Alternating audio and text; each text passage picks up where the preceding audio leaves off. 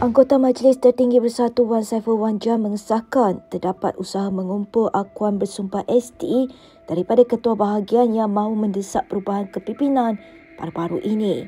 Bagaimanapun, dia mendakwa naratif itu diputar balik pihak tertentu untuk mencemarkan niat sebenar. Bercakap kepada Malaysia Kini, Wan Saiful berkata dia akan menjelaskan kepada lembaga disiplin parti terlebih dahulu sebelum mengulas lanjut. Wan Saiful dikatakan disiasat bawah perkara 23 Perlembagaan Bersatu kerana didakwa terlibat dalam pengumpulan ST berkenaan.